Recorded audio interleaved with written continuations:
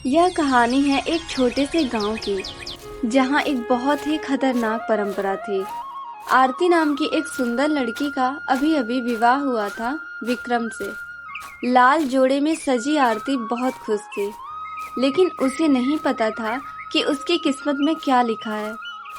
मंदिर से विवाह करके दोनों घर की तरफ जा रहे थे, लेकिन अचानक विक्रम ने रास्ता बदल दिया। विक्रम जी, ये हम किधर जा रहे हैं? घर का रास्ता तो पीछे छूट गया है। ये रास्ता, ये तो सूने और घने जंगल की तरफ जाता है।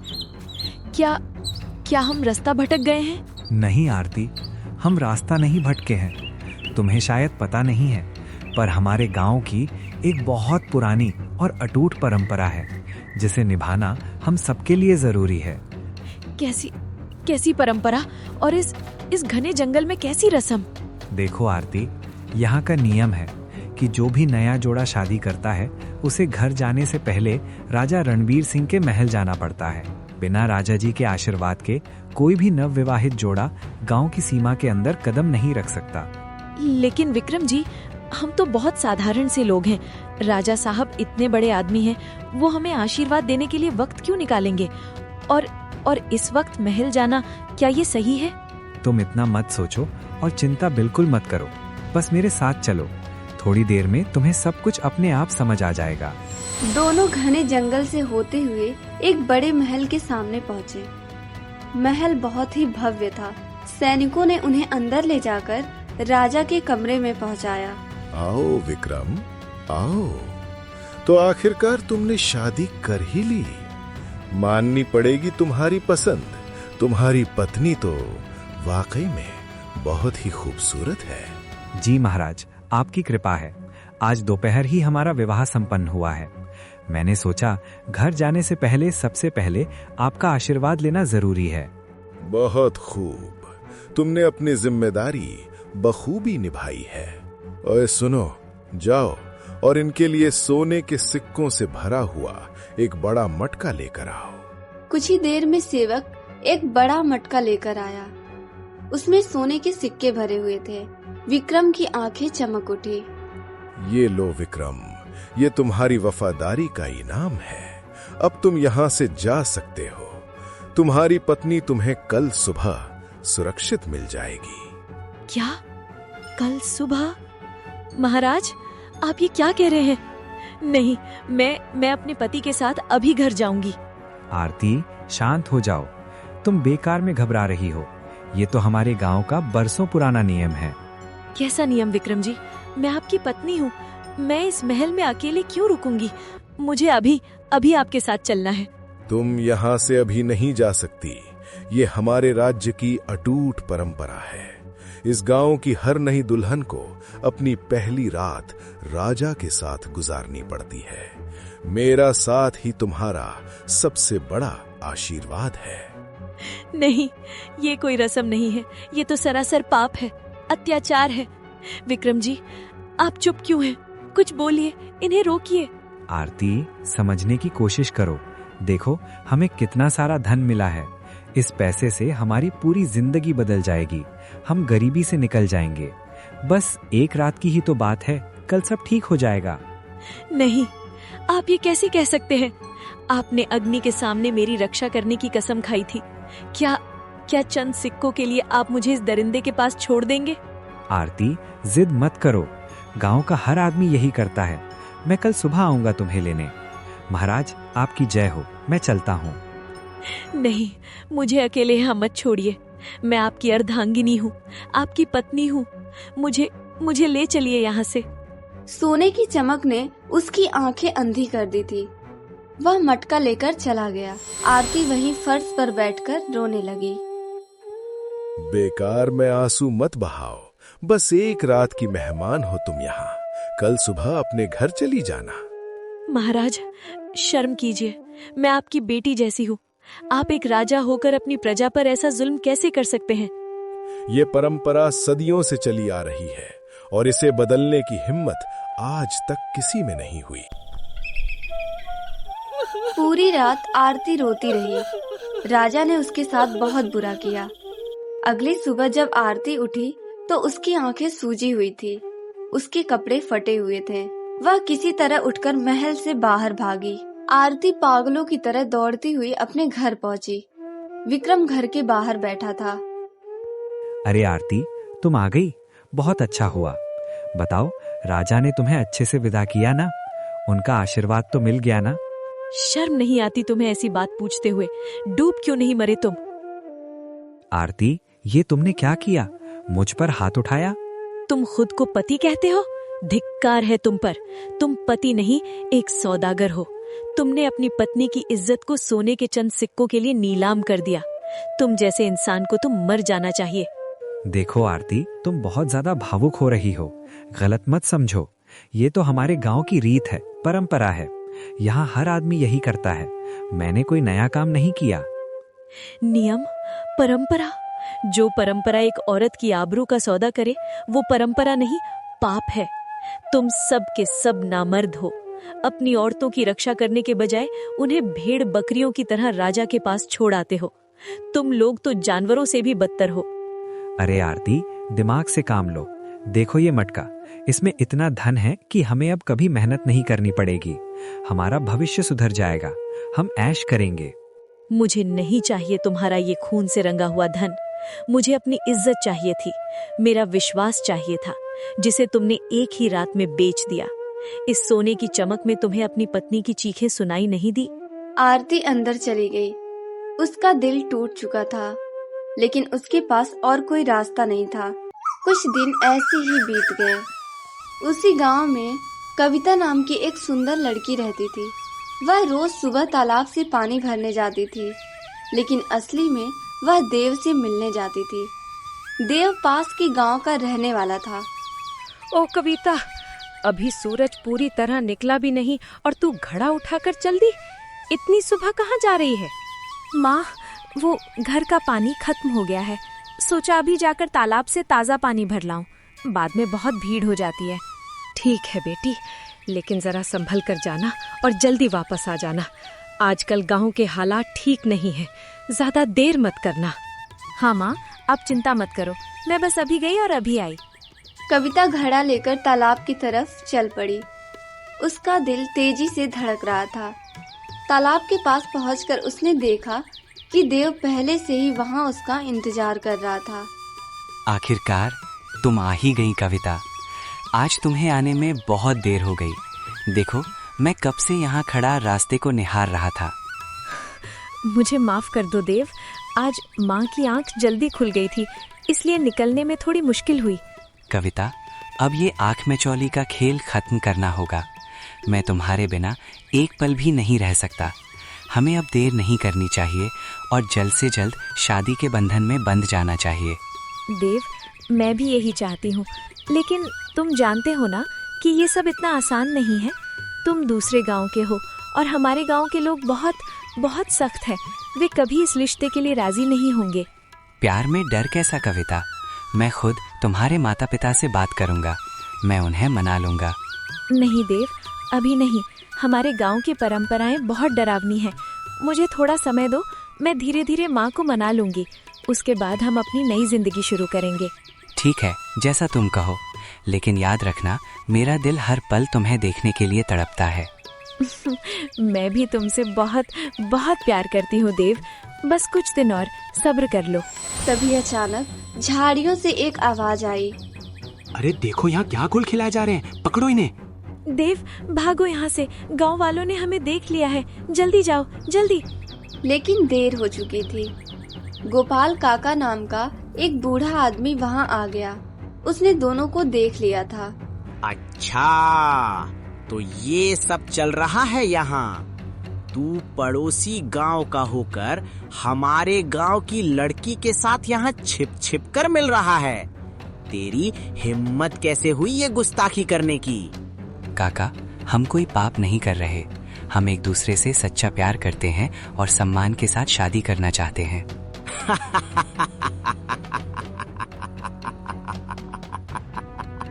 शादी? तेरी इतनी मजाल। तू हमारे गांव के उसूल नहीं जानता। चल मेरे साथ, मुखिया जी और राजा साहब ही अब तेरा फैसला करेंगे। नहीं गोपाल काका, प्लीज उसे छोड़ दीजिए, वो मासूम है। अगर वे उसे पकड़ लेंगे तो उसे मार डालेंगे। प्लीज उसे जाने दीजिए। चुप रह कुलटा, तूने पूरे गांव की नाक कटवा दी है। अब तुम दोनों को सजा भुगतनी होगी। चलो अब चुपचाप मेरे साथ। गोपाल काका दोनों को खींचकर गांव की पंचायत में ले गया। वहां बहुत सारे लोग इकट्ठा हो गए। मुखिया रामदीन अपनी कुर्सी पर बैठे थे। क्या बात है गोपाल, इन दोनों को इस तरह मुजरिमों की तरह पकड़कर क्यों लाए हो? क्या गुनाह किया है इन्होंने? मुखिया जी, ये दोनों हमारे गांव की नाक कटवा रहे थे। मैंने इन्हें तालाब के किनारे छिपकर बातें करते पकड़ा है। ये लड़का पड़ोसी गांव का है और हमारी कविता के साथ प्रेम प्रसंग चला रहा है। क्या एक बाहरी लड़के की इतनी हिम्मत कि वो हमारे गांव की मर्यादा को हाथ लगाए? ये हम कभी बर्दाश्त नहीं करेंगे। क्यों रे लड़के, तुझे अपनी जान का डर नहीं है? तुझे पता नहीं कि इस गांव की लड़कियों की तरह आंख उठाकर देखना मौत को दावत देना है? मुखिया जी, प्यार करना कोई पाप नहीं है। मैं कविता से निस्वार्थ प्रेम करता हूँ और पूरी इज्जत के साथ उसे अपनी पत्नी बनाना चाहता हूँ। शादी करेगा? पहले जिंदा तो बच ले। मारो इस ससुराल वाले को, इसे सबक सिखाना ही होगा। सभी गांव वाले देव को मारने के लिए आगे बढ़े। गांव वालों ने देव को बुरी तरह पीटा। नहीं, रुक जाइए, उसे मत मारिए। मेरा भी उतना ही कसूर है। मैं भी उससे प्यार करती हूँ। हम एक दूसरे के बिना मर जाएंगे। चुप कर कुलक्षणी, तूने तो आज मेरा सिर समाज के सामने नीचा कर दिया। मर क्यों नहीं गई तू ये सब करने से पहले? माँ, आप तो समझिए, मैं देव के बिना नहीं रह पाऊंगी। बस बहुत हुआ। इस बाहरी लड़के को इतना मारो कि ये दोबारा यहाँ दिखने की हिम्मत ना करे। और सुमित्रा, तुम्हारी बेटी ने गांव की बदनामी की है, इसलिए इसकी शादी आज की आज ही करनी होगी। सुमित्रा, हमारे गांव का संजय तुम्हारी बेटी से शादी के लिए तैयार है। आज ही फेरे करवाओ। जैसा आपका आदेश मुखिया जी, हमारी भलाई इसी में है। नहीं माँ, मैं संजय को नहीं जानती। मैं सिर्फ देव की हूँ। ऐ लड़की, ज्यादा नाटक मत कर। अगर तूने अभी शादी के लिए हाँ नहीं कहा तो हम इस लड़के के प्राण यही निकाल लेंगे। बोल, क्या चाहती है? कविता, मेरी खातिर अपनी जिंदगी बर्बाद मत करना। इन्हें मुझे मार लेने दो, पर तुम हार मत मानना। नहीं देव, मैं तुम्हें मरते हुए नहीं देख सकती। ठीक है, मैं शादी के लिए तैयार हूँ। बस इसे छोड़ दीजिए प्लीज। नहीं कविता, ऐसा मत करो। इस लड़के को घसीटकर गांव की सीमा से बाहर फेंकाओ। और सुन रे लड़के, अगर दोबारा इस गांव की तरफ मुड़कर भी देखा तो तेरी लाश भी नहीं मिलेगी। और उसी दिन कविता की शादी संजय से करवा दी गई। कविता रोती रही, लेकिन किसी ने उसकी नहीं सुनी। शादी के बाद संजय ने कविता से कहा, चलो कविता, अब हमें एक बहुत जरूरी काम के लिए निकलना है। इतनी रात गए हमें कहाँ जाना है? क्या हम अपने घर नहीं जा रहे? घर जाने से पहले हमें राजमहल जाना होगा। महाराज रणवीर सिंह से आशीर्वाद लिए बिना हमारा गृह प्रवेश नहीं हो सकता। ये इस गांव का अटूट नियम है। राजमहल? और ये कैसा अजीब नियम है संजय जी? तुम बस मेरे साथ चलो, वहाँ पहुँचकर तुम्हें सब समझ आ जाएगा कि ये नियम हमारे लिए कितना फायदेमंद है। दोनों जंगल के रास्ते राजमहल पहुँचे। कविता का दिल तेजी से धड़क रहा था। आओ संजय, वाह, मानना पड़ेगा, तुम्हारी दुल्हन तो चांद का टुकड़ा है, बहुत ही सुंदर। शुक्रिया महाराज, आपकी नजरें पारखी हैं। बस आपका आशीर्वाद मिल जाए तो हमारा जीवन धन्य हो जाए। आशीर्वाद तो जरूर मिलेगा। ओए, इनके लिए सोने की मोहरों से लबालब भरा हुआ मटका लेकर आओ। सेवक एक मटका लेकर आया। उसमें सोने के सिक्के भरे थे। ये लो संजय, ये तुम्हारी खुशहाली के लिए इनाम है। अब तुम निश्चिंत होकर घर जाओ। तुम्हारी पत्नी कल सुबह यहीं मिल जाएगी। क्या मतलब? आप क्या कह रहे हैं महाराज? मैं यहाँ अकेले क्यों रुकूंगी? संजय जी, चलिए यहाँ से। ये इस राज्य का कानून है लड़की। हर नई नवेली दुल्हन को अपनी पहली रात राजा की सेवा में बितानी पड़ती है। यही हमारी परंपरा का आशीर्वाद है। संजय, आप चुप क्यों हैं? कुछ बोलिए। ये राजा क्या बकवास कर रहा है? क्या आप अपनी पत्नी को इस भेड़िए के पास छोड़ देंगे? कविता, जिद मत करो। ये बरसों से चला आ रहा नियम है, सब ऐसा ही करते हैं। और देखो, इसके बदले हमें कितना सारा धन मिल रहा है। कल सुबह मैं तुम्हें लेने आ जाऊंगा, तब तक अपना ख्याल रखना। नहीं संजय, तुम ऐसा नहीं कर सकते। मैंने सिर्फ देव की जान बचाने के लिए तुमसे शादी की थी, इसलिए नहीं कि तुम मुझे बेच दो। अब रोने धोने से कुछ नहीं होगा, मैं जा रहा हूँ, कल मिलेंगे। लेकिन संजय चला गया। कविता वहीं रो पड़ी। उसे समझ आ गया कि देव ही उसका सच्चा प्यार था, लेकिन अब बहुत देर हो चुकी थी। महाराज, आप इंसान नहीं पत्थर हैं। मैंने अपने सच्चे प्यार को सिर्फ इसलिए खो दिया ताकि इस गांव की मान मर्यादा बनी रहे, और बदले में मुझे ये मिला, मेरा अपना पति ही मुझे बेच गया। इसे बेचना नहीं, परंपरा कहते हैं सुंदरी, और परंपराएं कभी नहीं बदली जाती। अब रोना बंद करो और अपनी किस्मत स्वीकार करो। आप राजा कहलाने के लायक नहीं हैं। आप एक अपराधी हैं। एक दिन आपका ये पाप जरूर सामने आएगा। पूरी रात कविता चीखती चिल्लाती रही। अगली सुबह कविता पागलों की तरह राजमहल से भागकर चौपाल पहुंची। वहां संजय बैठा था। अरे कविता, तुम आ गई। देखो, कल जो पैसा मिला था उससे मैं तुम्हारे लिए कितने सुंदर नए कपड़े लाया हूँ। अब खुश हो जाओ। तुम खुद को मर्द कहते हो? तुम इस दुनिया के सबसे कायर और नीच इंसान हो, जिसने अपनी पत्नी की आबरू का सौदा चंद सिक्कों के लिए कर दिया। उसे तो जीने का भी हक नहीं है। धिक्कार है तुम पर। कविता, ये तो परंपरा है, यहाँ का हर आदमी यही करता है। चुप हो जाओ। ये परंपरा नहीं, औरतों की इज्जत बेचने का गंदा धंधा है, और तुम सब इसमें शामिल हो। तभी मुखिया रामदीन वहाँ आ गए। कविता, अपनी हद में रहो। हमारी पवित्र परंपरा पर सवाल उठाने की तुम्हारी हिम्मत कैसे हुई? इसके लिए तुम्हें कड़ी सजा दी जाएगी। सजा? तुम मुझे क्या सजा दोगे मुखिया?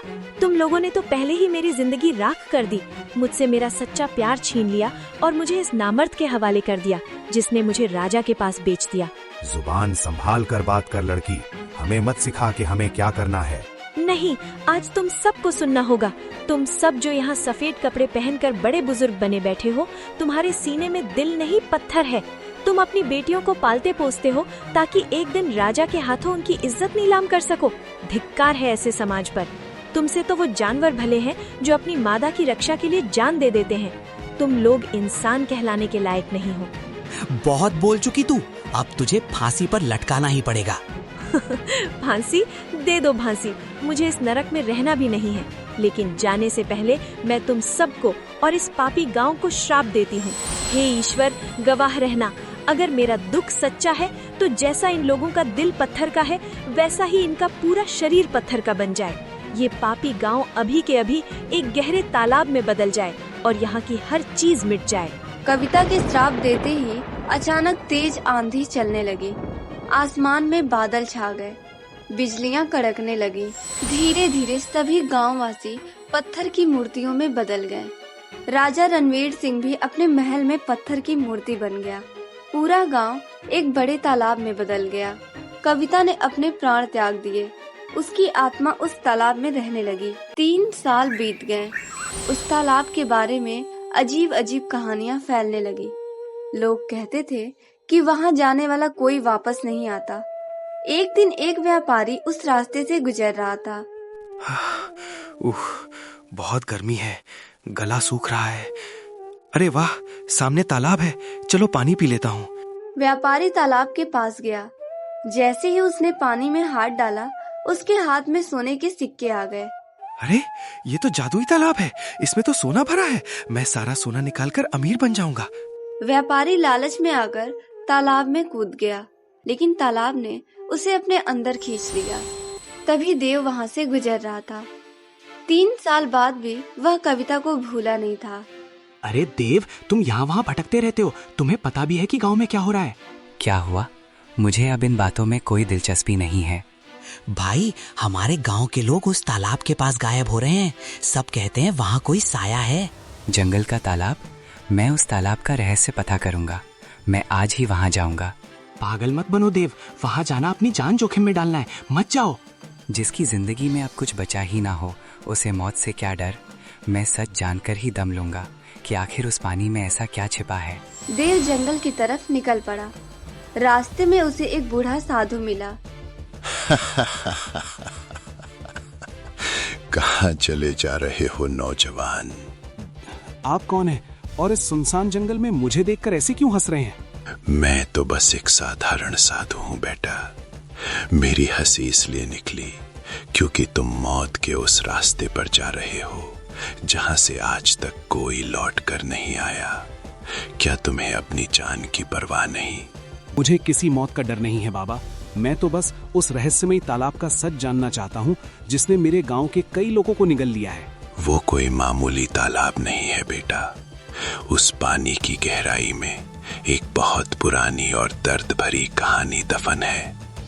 वहां एक तड़पती हुई आत्मा है जो बरसों से तुम्हारा ही इंतजार कर रही है।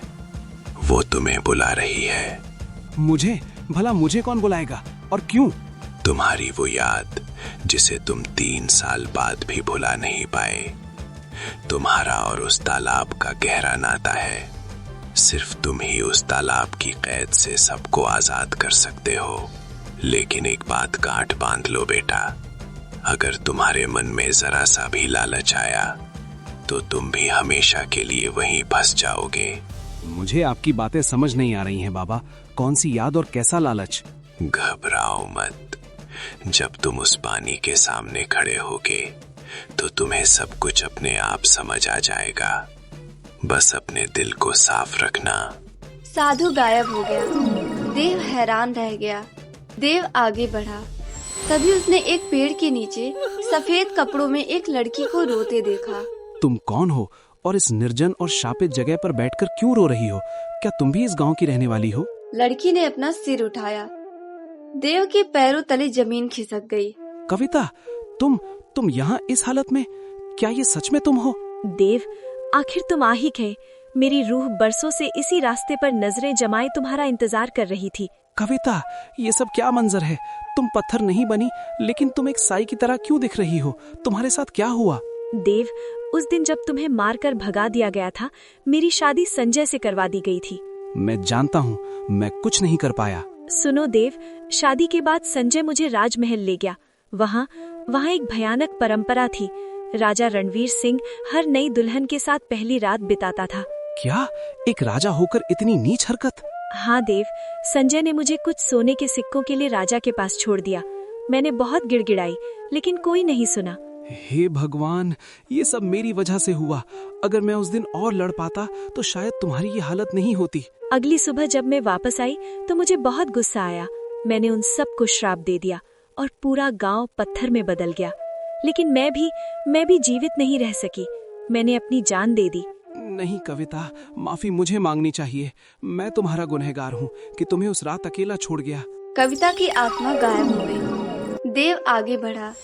वह राजमहल पहुंचा। वहां सिंहासन पर राजा रणवीर सिंह की पत्थर की मूर्ति बैठी थी। उसकी आंखों से भी आंसू बह रहे थे। मुझे क्षमा कर दो, मुझे इस तड़प से मुक्ति दो, मैं और नहीं सह सकता। तुम वही दरिंदे राजा हो जिसने कविता की पवित्रता और उसकी खुशियों को रौंद डाला था। तुम जैसा पापी तो इसी सजा के लायक है। मैं तुम्हें कभी माफ नहीं करूंगा और ना ही आजाद करूंगा।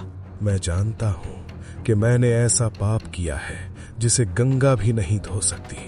मैं 3 साल से पल पल मर रहा हूँ पर मौत नहीं आती। लेकिन मेरी प्रजा का क्या दोष है देव? उन मासूम सेवकों, औरतों और नन्हे बच्चों ने क्या बिगाड़ा था? मेरे पाप की सजा उन्हें मत दो, उन्हें आजाद कर दो। तुम्हारी इसी हैवानियत की वजह से कविता ने अपनी जान दे दी। तुम इस नर्क में सड़ने के ही लायक हो। मैं अपनी सजा भुगतने को तैयार हूँ। तुम चाहो तो मुझे हमेशा के लिए पत्थर रहने दो, पर उन हजारों मासूमों को बचा लो जो बिना किसी गलती के पत्थर बन गए हैं। ठीक है, उन मासूमों के लिए जिनका कोई दोष नहीं है, मैं इस श्राप को तोड़ने का रास्ता ढूंढूंगा। लेकिन याद रखना, तुम जैसे पापियों को इसकी कीमत चुकानी ही होगी। देव वापस जाने लगा। तभी कविता की आत्मा फिर से प्रकट हुई। देव, तुम अभी के अभी यहाँ से चले जाओ। ये तालाब और ये पत्थर की दुनिया धीरे धीरे सबको निगल लेती है। ये तुम्हारे लिए सुरक्षित नहीं है। नहीं कविता, मैं वापस नहीं जा सकता। मैंने उन मासूम लोगों की सिसकियां सुनी हैं। मैं उन बेगुनाह औरतों और बच्चों को इस कैद में तड़पता हुआ नहीं छोड़ सकता। मुझे इन्हें आजाद करना ही होगा। लेकिन देव, तुम नहीं जानते कि ये श्राप कितना भयानक है। इसे तोड़ना नामुमकिन जैसा है। इस दुनिया में ऐसी कोई चीज नहीं जिसे तोड़ा ना जा सके। मुझे बताओ कविता, इस श्राप की मुक्ति का रास्ता क्या है? देव, इस श्राप को खत्म करने के लिए एक पवित्र और निस्वार्थ दिल का बलिदान चाहिए। जब तक कोई अपनी खुशी से अपनी जान नहीं देगा, तब तक ये पत्थर दोबारा इंसान नहीं बन पाएंगे। बस इतनी सी बात? मैं तैयार हूँ कविता। अगर मेरी एक जान जाने से हजारों बेगुनाहों को नया जीवन मिलता है तो मेरी जान ले लो। नहीं देव, ऐसा मत कहो। मैंने ये सब इसलिए नहीं किया था कि अंत में तुम्हें भी खो दूं। तुम वापस जाओ और अपनी जिंदगी जियो। कविता, तुम्हारे बिना मेरी जिंदगी तो उसी दिन खत्म हो गई थी जब तुम्हें मुझसे छीन लिया गया था। मैं पिछले 3 साल से सिर्फ एक जिंदा लाश की तरह भटक रहा था। आज मुझे अपनी मौत को सार्थक बनाने का मौका मिला है। देव, मेरी खातिर रुक जाओ प्लीज, ऐसा मत करो। ये मेरा आखिरी फैसला है कविता। हे विधाता, अगर मेरा प्रेम सच्चा है और मेरा ये बलिदान निस्वार्थ है तो मेरे खून की पहली बूंद गिरते ही इन सभी मासूमों को इस पत्थर की कैद से आजाद कर देना। नहीं देव, रुको, मेरी बात सुनो। देव ने अपनी कमर से एक खंजर निकाला, लेकिन देव ने खंजर अपने सीने में घोंप दिया। देव जमीन पर गिर गया।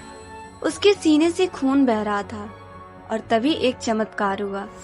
सभी पत्थर की मूर्तियां धीरे धीरे इंसानों में बदलने लगी। राज्य में फिर से शांति और खुशहाली लौट आई। तालाब अब भी वहाँ है। लोग कहते हैं कि कभी कभी रात में वहाँ एक सफेद साड़ी पहने लड़की दिखती है। वह कविता की आत्मा है जो आज भी देव का इंतजार करती है।